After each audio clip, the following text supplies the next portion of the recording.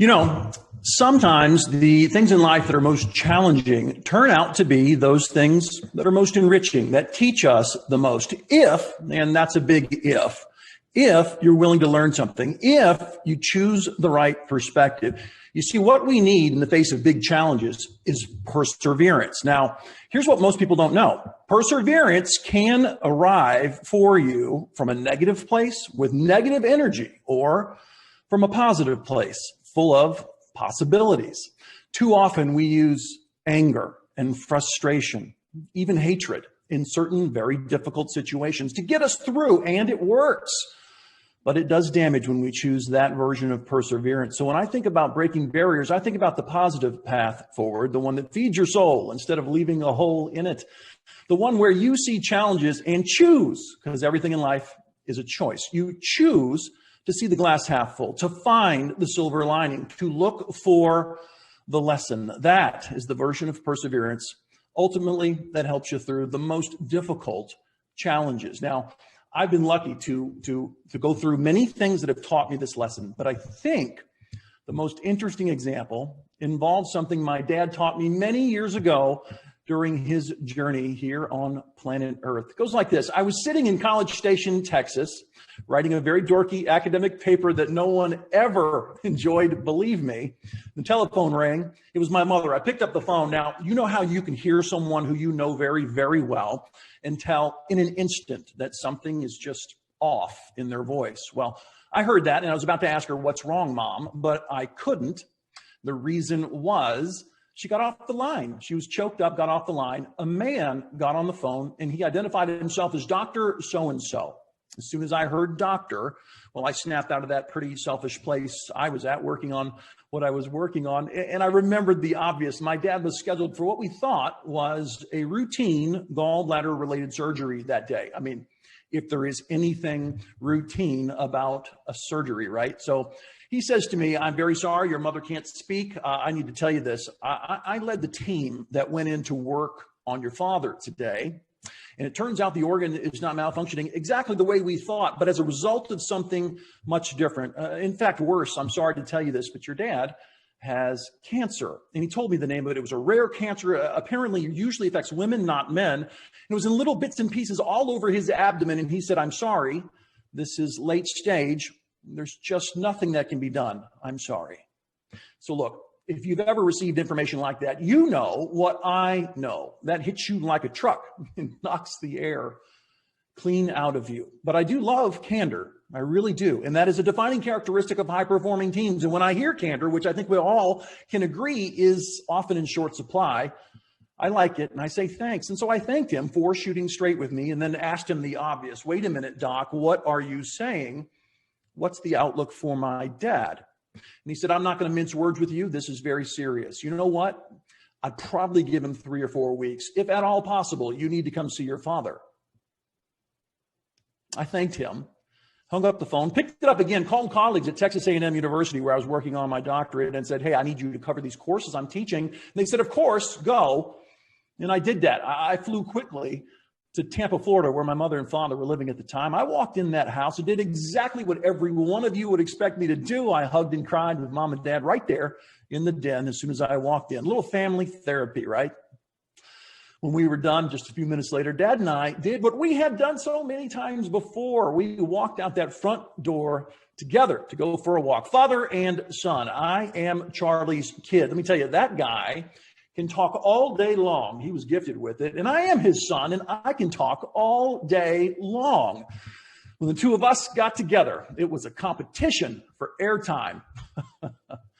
We had many years of walking and talking, many hours of walking and talking. But that day, for the first time, literally ever in our lives, we just walked.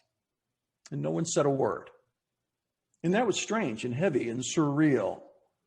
Wasn't what I expected. I didn't know what to do. And we kept walking. And an hour later, no one said anything. We're still walking. And it was too heavy for me. And I chose to think back to something interesting and lighthearted, maybe even fun. And I started thinking about a few friends and some times back in high school. But inevitably, I came back to my dad's story. And I remembered something interesting that I'd like to share with you. Up until my senior year in high school, the truth is I did not like my father. If I'm being blunt with you, I detested the man most of the time. The reason is that he was a dedicated, overachieving, superstar alcoholic. Now, statistically, I know how many of you, give or take, can relate to that.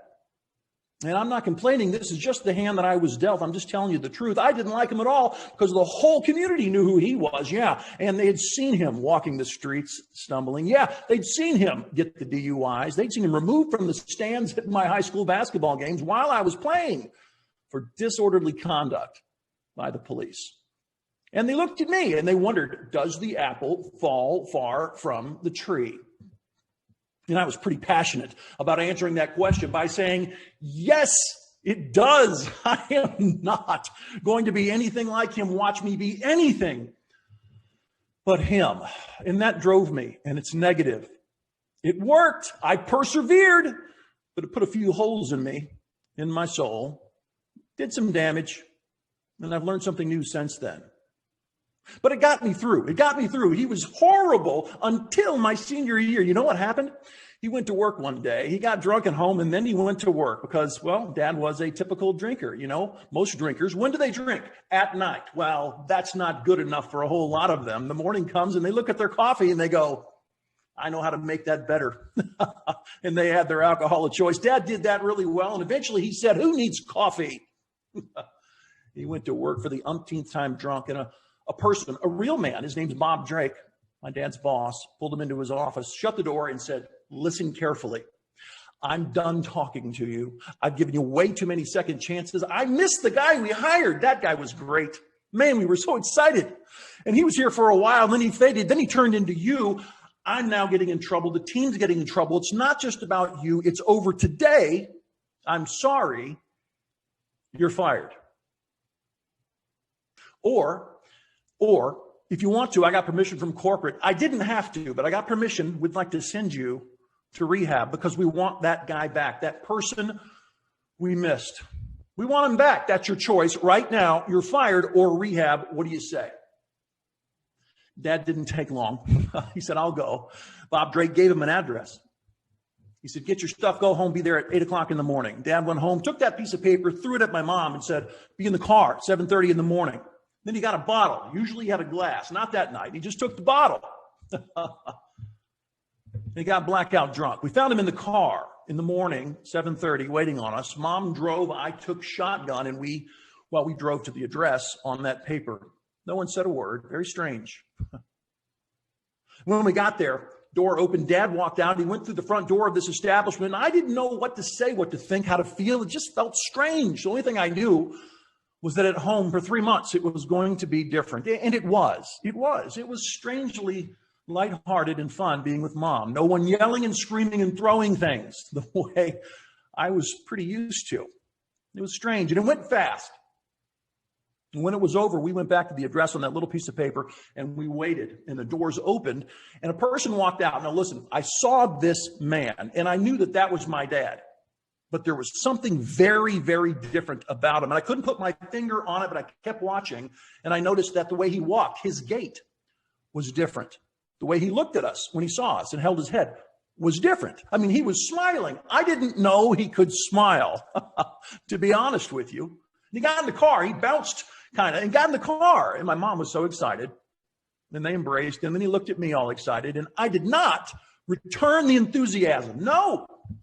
I was there to support my mom. Look, I had spent a lifetime, literally, building up a wall to make sure that I wouldn't be affected by this person. And I wasn't ready to let it down, and we went home.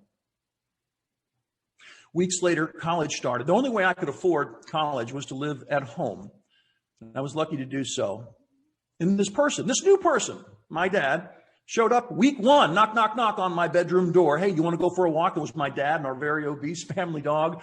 You want to go for a walk? And I said, no. And I wasn't even necessarily nice about it. And I'd shut my door and get back to whatever I was doing. And that's how I felt. In week 2, 3, and 4, he did the same thing. And I said, no. And I'm not sure why, but he stayed at it. Talk about perseverance and breaking barriers. He stayed at it. Week 8 rolls around of semester 1. Knock, knock. Hey, you want to go for a walk? And I don't know why. That I said, okay. I walked out of the house with my dad, and we started walking and talking. And I figured out very quick, he was funny. What? He was funny. He was insightful. He was clever. He was witty. I never knew any of these things about him.